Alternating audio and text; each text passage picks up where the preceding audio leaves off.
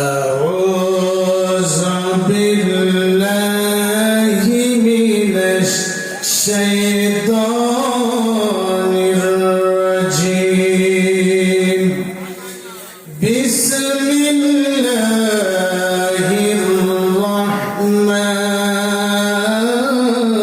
الرحيم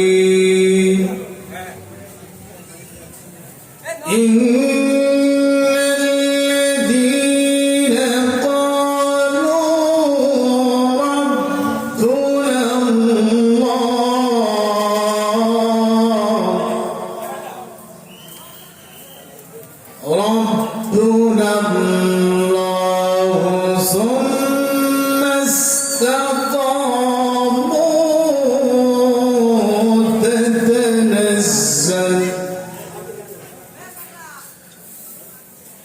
تتنزل عليهم الملائكة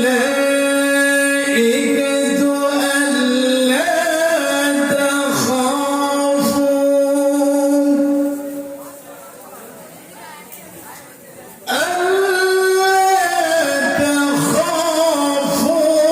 ولا تحزنوا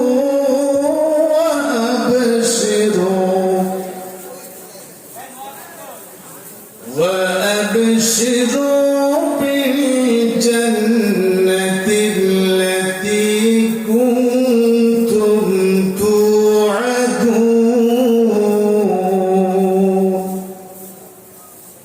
صدقت يا ربنا وقال رسول الله صلى الله عليه وسلم بعثت لأتمم مكارم الأخلاق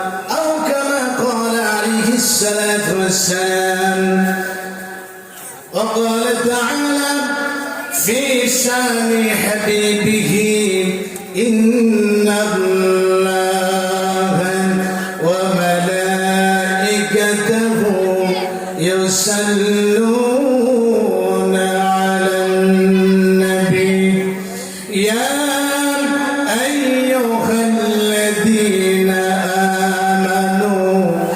صلوا عليه وسلموا تسليما اللهم صل على سيدنا مولانا محمد وعلى آل سيدنا مولانا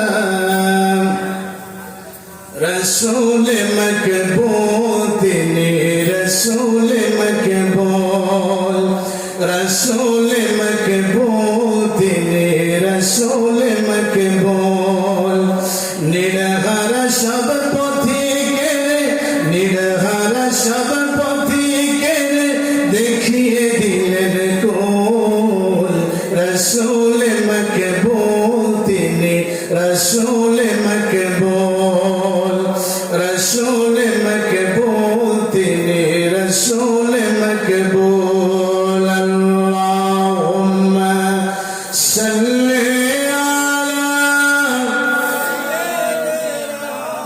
مولانا محمد وعلى آل سيدنا পথহারা সব পথিকেরা পেল পথের দিশা হতাশ মনে নতুন করে জাগল বাঁচার আশা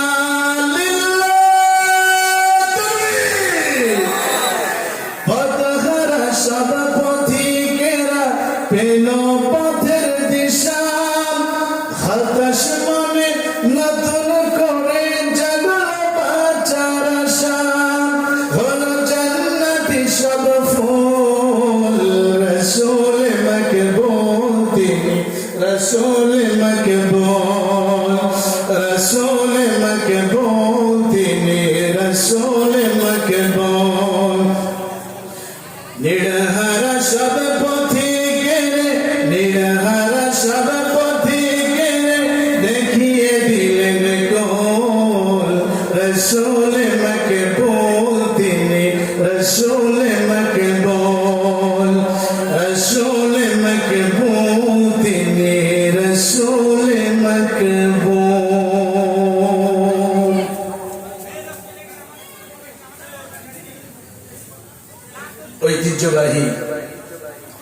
চুয়াডাঙ্গা জেলার অন্তর্গত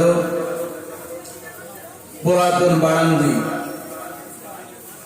গ্রামবাসীর উদ্যোগে আয়োজিত 10ই মুহররম উপলক্ষে 59তম আজকের মাহফিলের সম্মানিত সভাপতি হযরত মাওলানা হাফিজুর রহমান সাহেব, আমরা হুজুরের সুন্দর জীবন দীর্ঘ হায়াত কামনা করছি, সকলে পড়ছি আমিন। আজকে মাহফিলে আমন্ত্রিত অতিথিবৃন্দ, মঞ্চে উপবিষ্ট এ জাতির শ্রেষ্ঠ সন্তান ওলামায়ে হযরত, সামনে বসা কোরআন প্রেমিক তাওহীদ জনতা, পর্দার অন্তরালে অবস্থানরত অবলা সরলা সর্বগুণে গুণান্বিতা সম্মানিতা মা বোনেরা, সকলের প্রতি হৃদয় নিংড়ানো সালাম। আসসালামু আলাইকুম ওয়া রাহমাতুল্লাহি ওয়া বারাকাতুহু। মহান আল্লাহ সুবহানাহু ওয়া তাআলার দরবারে আমরা শুকর আদায় করছি যে মহান আল্লাহ সুবহানাহু ওয়া তাআলা মেহেরবানি করে দুনিয়ার সবচাইতে শ্রেষ্ঠ মাজলিসে আল্লাহ পাক আমাকে আপনাকে আসার এবং বসার তৌফিক এনায়েত করলেন।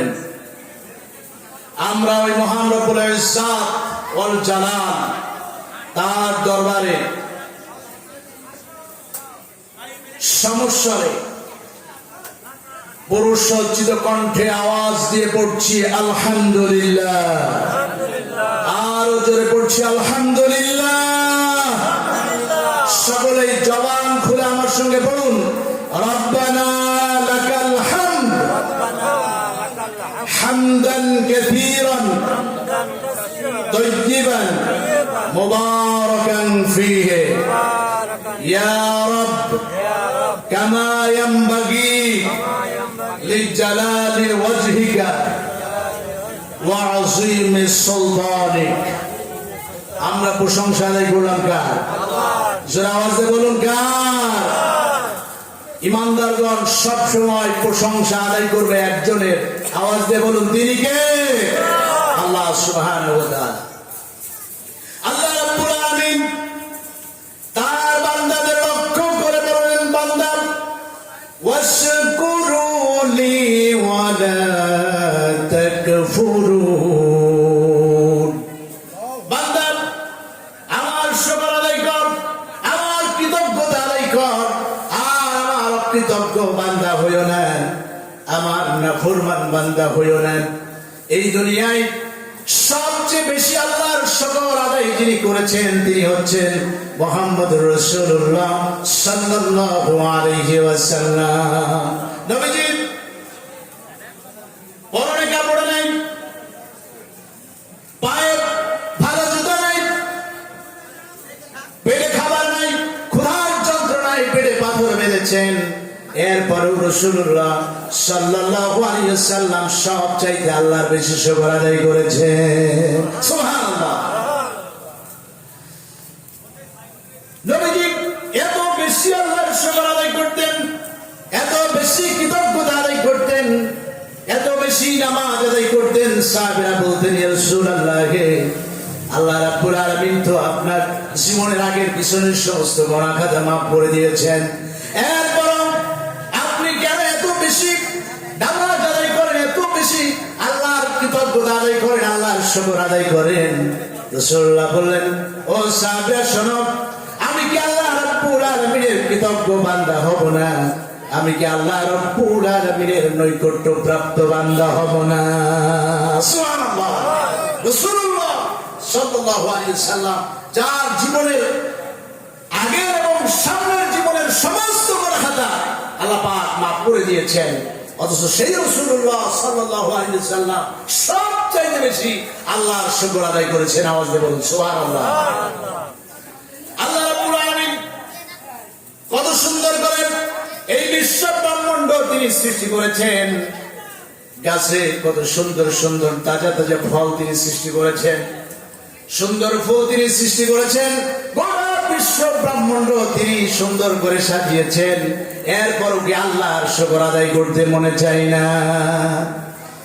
চালতা পাতার কাজ দেখে আমি বুঝেছি, শিল্পীর চেয়ে তিনি বড় শিল্পী।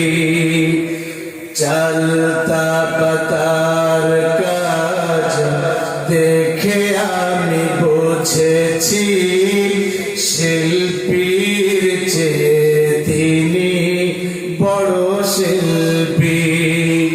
শিল্পীর চেয়ে তিনি বড় শিল্পী।